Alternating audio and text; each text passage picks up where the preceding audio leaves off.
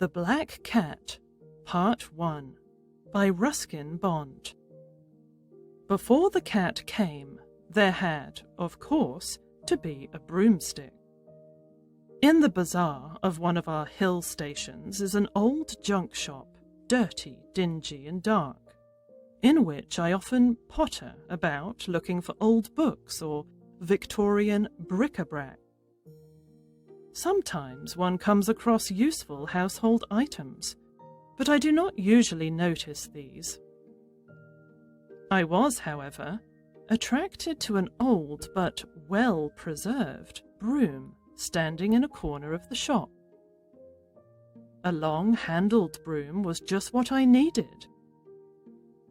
I had no servant to sweep out the rooms of my cottage, and I did not enjoy bending over when using the common short-handled jaru.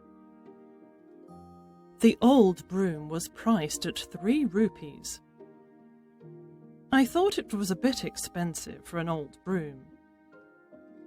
I haggled with the shopkeeper and got it for 2.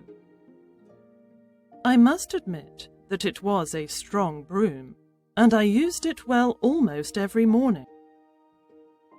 And there this story might have ended if I had not found the large black cat sitting on my garden wall. The black cat had bright yellow eyes, and it gave me a long, penetrating look, as though it were summing up my possibilities as an exploitable human. Though it meowed once or twice, I paid no attention. I did not care much for cats. But when I went indoors, I found that the cat had followed and begun scratching at the pantry door. "It must be hungry," I said, and gave it some milk. The cat lapped up the milk, purring deeply all the while, then sprang up on a cupboard and made itself comfortable. Well, for several days there was no getting rid of that cat. It made itself at home, merely tolerating my presence in the house. It seemed more interested in my broom than in me, and would dance and skittle round the broom whenever I was sweeping the rooms. And when the broom was resting against the wall, the cat would sidle up to it, rubbing itself against the handle and purring loudly. A cat and a broomstick. The combination was suggestive, full of possibilities. The cottage was old, almost 100 years old, and I wondered about the kind of tenants it might have had during that long time. I had been in the cottage for only a year.